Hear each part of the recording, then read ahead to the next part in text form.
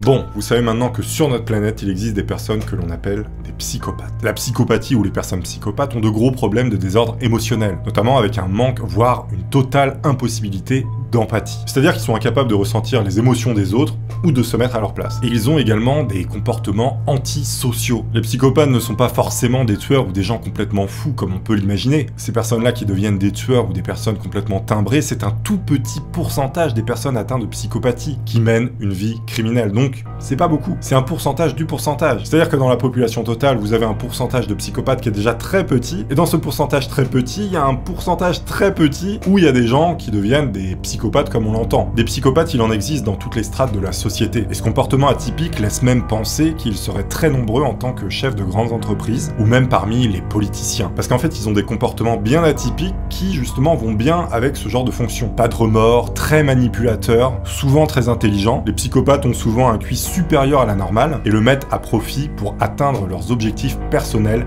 quoi qu'il en coûte. Quoi qu'il en coûte. Ils se servent des gens pour arriver à leur fin, même s'il faut presser leur propre mère comme un citron pour avoir son argent. Il n'y a aucune limite, quasiment. Après, il y a des degrés, ça dépend. Tout n'est pas rouge, tout n'est pas blanc. Sauf qu'ici, je vais vous parler d'un personnage bien atypique, un type qui se nomme Daniel. Daniel Laplante. Son histoire, elle est tellement tordue que même un scénario de film aurait du mal à rejoindre la réalité de ce que Daniel a fait. L'affaire, elle est tellement bizarre qu'à un moment donné, les gens ont pensé que c'était juste une légende urbaine et que c'était pas vrai. Ils pensaient que c'était une histoire qui avait été inventée pour faire peur, alors que pas du tout. Oui, parce que Daniel, cet adolescent qui a sévi entre 86 et 87, a en réalité bel et bien commis ce dont on l'accuse. La naissance d'un psychopathe.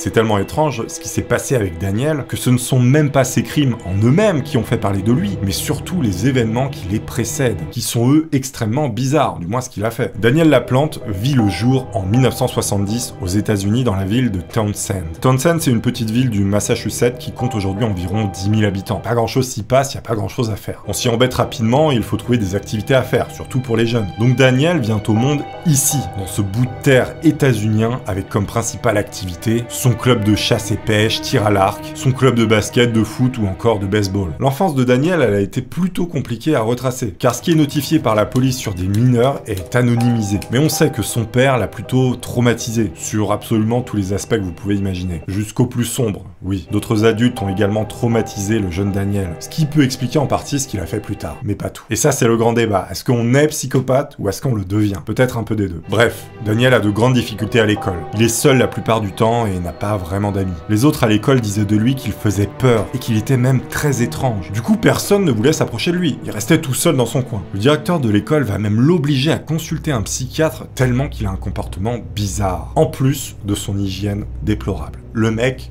pue. Le gars s'appelle quand même Laplante, il trouve le moyen de schlinguer. C'est quand même ballot. À ce moment-là, le psychiatre qu'il consulte malgré lui trouve une hyperactivité en plus de sa dyslexie. Sauf que l'horreur dans l'horreur, bah oui, je pense que ce mec a rencontré les pires personnes dans sa vie à chaque fois. On appelle ça la poisse. Le psychiatre qu'il consultait a commencé à tenter d'aller un peu plus loin que la relation patient-docteur qu'il avait avec lui. Le psychiatre a littéralement tenté de se faire Daniel. À ce niveau-là, le psychiatre doit consulter un psychiatre, on est d'accord. Pendant les consultations qui se sont déroulées durant les mois qui suivent, le psychiatre a finalement réussi à faire à Daniel ce que vous pouvez imaginer. Et ce, à chaque séance. Là, faut imaginer que Daniel, il est déjà détruit psychologiquement par son enfance qui était atroce. Il consulte un médecin qui est censé l'aider, le mec lui fait des horreurs. Bon, on peut imaginer que l'état mental se dégrade. Vous allez comprendre pourquoi. Pourtant, ce psychiatre avait une bonne réputation, il était bien sous tout rapport. Comme quoi, il faut pas se fier aux apparences et rester toujours méfiant. Daniel grandit et commence sa carrière de criminel. Jeune adolescent, il se trouve une passion pour les vols et le cambriolage. Durant la nuit, il s'introduit dans les maisons pour dérober bijoux et autres objets d'une certaine valeur pécuniaire. Il entre dans toutes les maisons possibles de sa ville de Townsend, sa petite ville. Petit à petit, dans son esprit tordu, que la passion du cambriolage a pris une autre tournure. Au début, il ne volait que des objets, et ensuite, avec le temps, il s'amusait à changer des objets de place dans les maisons qu'il cambriolait. Et tout ça pour faire peur aux gens. Il laissait parfois au milieu d'une pièce un objet qui n'avait rien à faire ici, comme par exemple une hache ou autre. Il prenait vraiment plaisir à faire très peur aux gens. Au fur et à mesure qu'il faisait des cambriolages, ça s'est transformé transformé en autre chose. C'est-à-dire qu'il ne volait même plus des objets dans les maisons dans lesquelles il rentrait, mais il s'amusait juste à faire peur aux gens en modifiant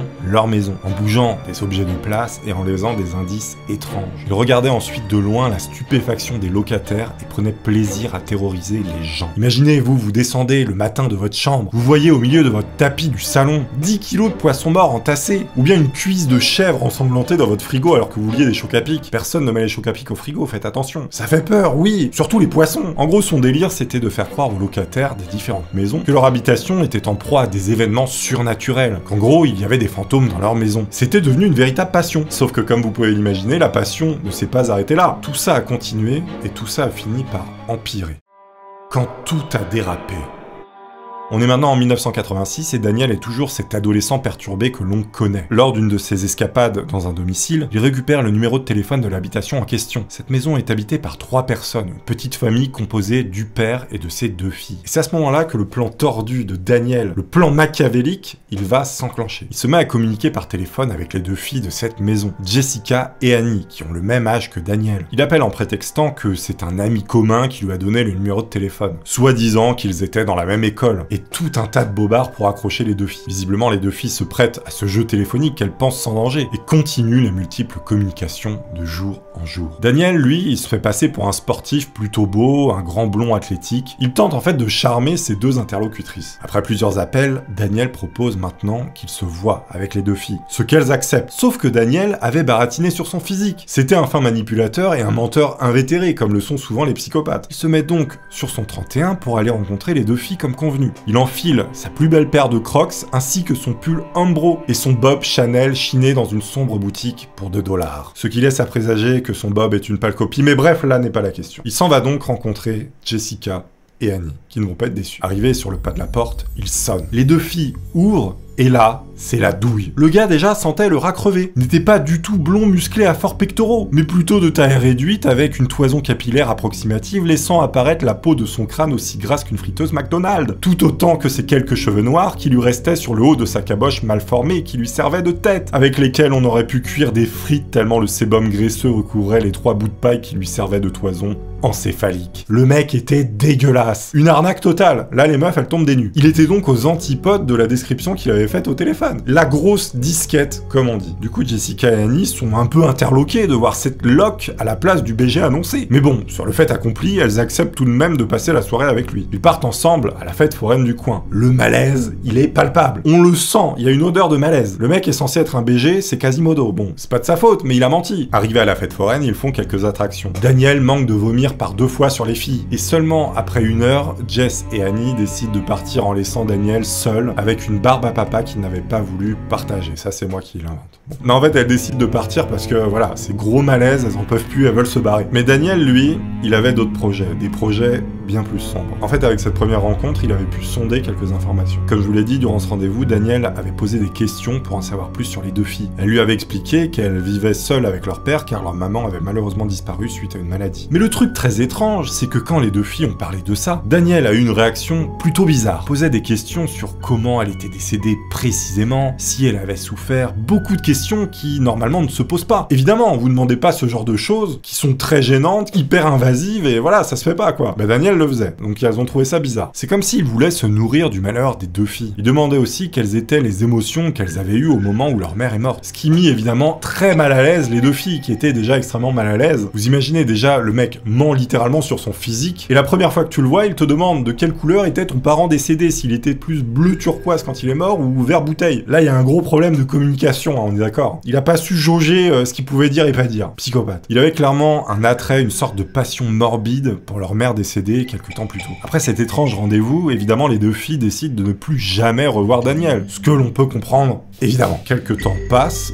et un soir, Jess et Annie décident de tenter une séance de spiritisme. Séance de spiritisme qui avait pour but de contacter leur maman qui leur manquait. Évidemment, elles vont descendre au sous-sol de la maison pour pratiquer cette chose. Le projet n'était pas évidemment très sérieux, dans le sens où il s'agissait plus d'un jeu d'ado qu'une véritable tentative de communiquer avec l'au-delà. La séance se passe, elles invoquent les esprits tout en riant et en ayant un peu peur à la fois. Mais bon, rien de spécial apparaît, pas de verre qui explose, pas de mur qui s'écroule, rien de bizarre. Elles vont ensuite se coucher. Dans leur lit, quelques heures après s'être endormies, elles entendent des coups provenant du mur, alors que derrière ce mur, il n'est censé rien y avoir. Et à ce moment-là, elles sont persuadées que leur séance de spiritisme a fonctionné, et qu'elles sont en présence peut-être de leur mère. Elles commencent même à poser des questions à cette force qui se manifeste visiblement en cognant sur le mur, et elles obtiennent des réponses. Par exemple, elles vont dire « tape 3 fois si c'est maman », et 3 coups vont retentir. C'est-à-dire qu'il y a des vraies réponses à leurs questions. Question après question, réponse après réponse, elles sont sûres que leur invocation a fait revenir leur mère de l'au-delà. Soir après soir, elles communiquent avec ce qu'elles pensent être leur maman à travers ce mur, qui résonne après chaque question. Elles sont à la fois fascinées et apeurées par ce qu'il se passe. Mais la joie de retrouver leur mère, en fait, elle dépasse la peur qu'elles peuvent avoir.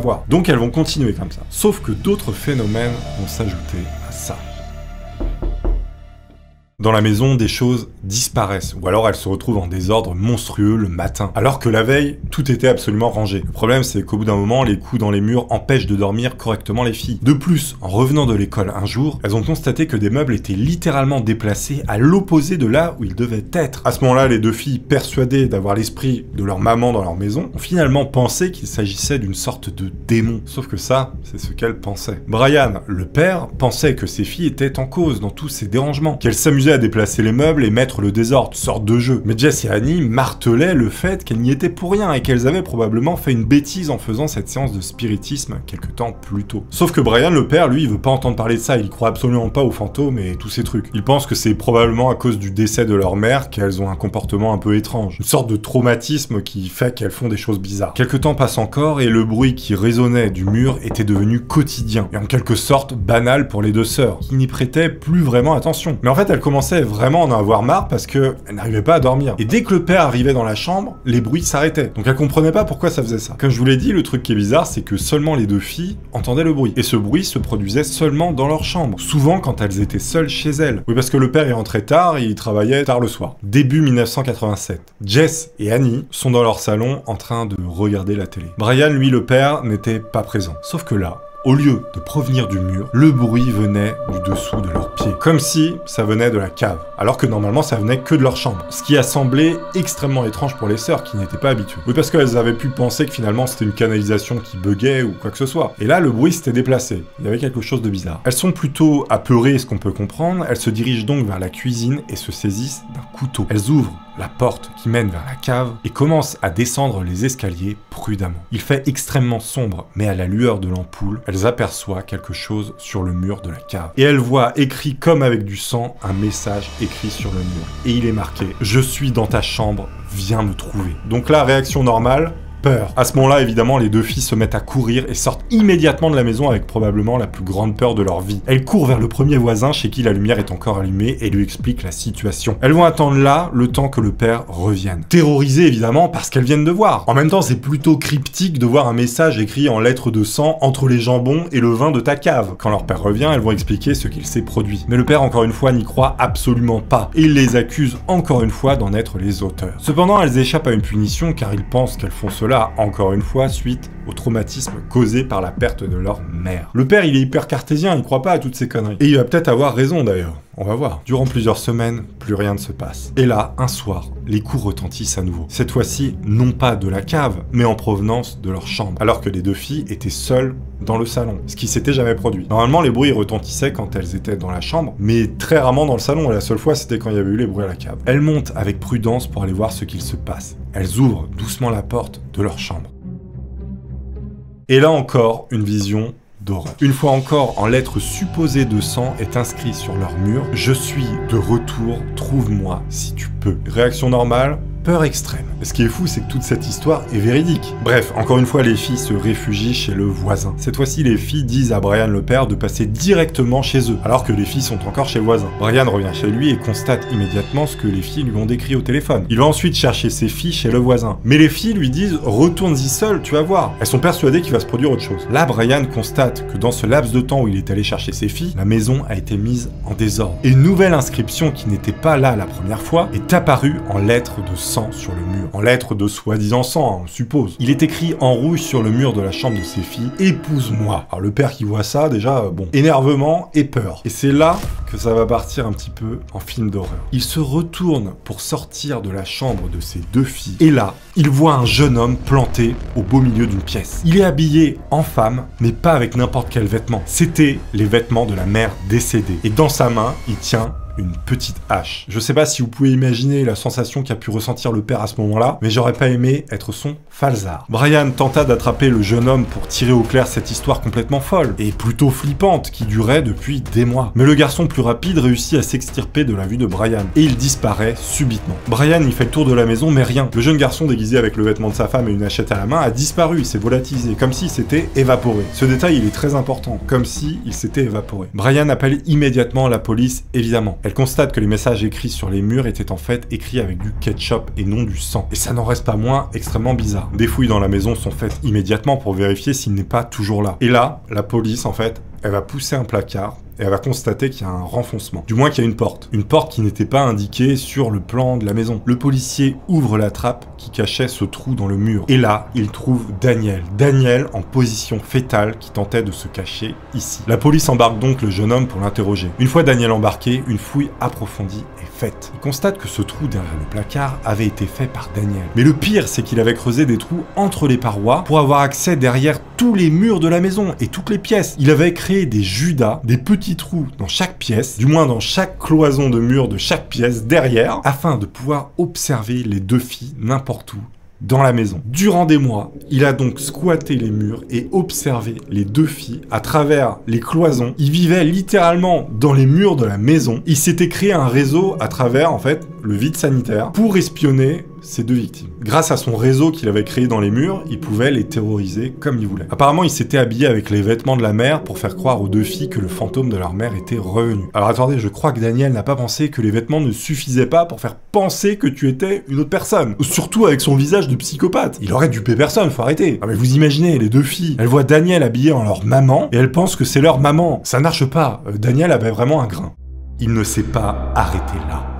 Avec ce premier événement complètement tordu, on peut imaginer que Daniel va évoluer tel un Pokémon vers son évolution maléfique. Eh bien, c'est exactement ce qui s'est passé. Ça vous surprend pas, moi non plus. Et c'est à ce moment-là, en fait, que vraiment tout a dérapé. Il est placé en centre spécialisé durant quelques mois, considéré comme non responsable de ses actes à cause de son état mental plutôt déplorable. Il est finalement relâché quelques mois plus tard et reprend ses sombres activités. Il fait un nouveau cambriolage et dérobe cette fois-ci 2 pistolets. On est fin 1987 en décembre et Daniel va rentrer dans une maison avec ses 2 pistolets. C'est la maison de la famille Gustafsson. Sauf que la maison n'est pas vide, car il tombe nez à nez avec une femme enceinte et ses 2 bambins. Quand le père de famille de cette maison revient du travail, il va découvrir une scène apocalyptique. Je vais vous épargner les détails, évidemment. Sa femme gisant sur le sol, la tête criblée de balles, et les 2 enfants de 5 et 8 ans noyés dans les 2 baignoires des 2 salles de bain. Bref, comme je vous l'ai dit, je vous épargne les détails morbides, mais en fait on va retrouver des sangles qui montrent qu'il avait gardé en otage ses victimes pour se débarrasser en premier de la mère qui était la plus compliquée, puis il s'est occupé des autres après. La police suspecte immédiatement Daniel, qui avait été relâché quelques temps plus tôt et qui avait visiblement un profil atypique et qui pouvait correspondre à ce genre de choses. Il est récupéré 48 heures après par un homme qui a vu sa photo dans le journal. Il est découvert dans une benne à ordures où il se cachait. Finalement, peut-être que cette poubelle était l'endroit où Daniel devait rester. Vu ce qu'il a fait, voilà, c'est sa place. On retrouve des cheveux de la femme qu'il a supprimés 48 heures plus tôt, coincés dans sa chaussette, l'inculpant définitivement des horreurs qui se sont produites. Et là, la sentence tombe, Daniel finit par prendre 3 peines de prison à perpétuité. Il a quand même osé poursuivre le tribunal en justice. Pourquoi? En fait, il disait qu'il ne pouvait pas exercer sa religion. Oui, parce qu'en fait, Daniel s'était proclamé sataniste. Et il disait qu'on l'empêchait d'avoir les objets pour faire ses rites sataniques. Et donc qu'on l'empêchait de faire sa religion. Et il est allé porter plainte. Évidemment, ça n'a rien donné. Sa peine a été survalidée. Genre, le mec voulait du sang de chèvre et des pattes de poulet en tôle, quoi. Bon, le gars est perdu dans l'espace, hein. Je crois qu'il n'y a plus rien à en tirer. Le père de famille, lui, qui s'était fait enlever sa femme enceinte et ses 2 enfants, décéda en 2014. Il a même dit sur son lit de mort, ne le laissez jamais sortir, il devrait pourrir en prison. Et je pense que ces dernières paroles ont été écoutées. Si jamais vous entendez taper contre les murs de votre chambre, souvenez-vous de cette histoire. Car un placard peut cacher un Daniel, et un Daniel peut cacher une hachette. Au revoir.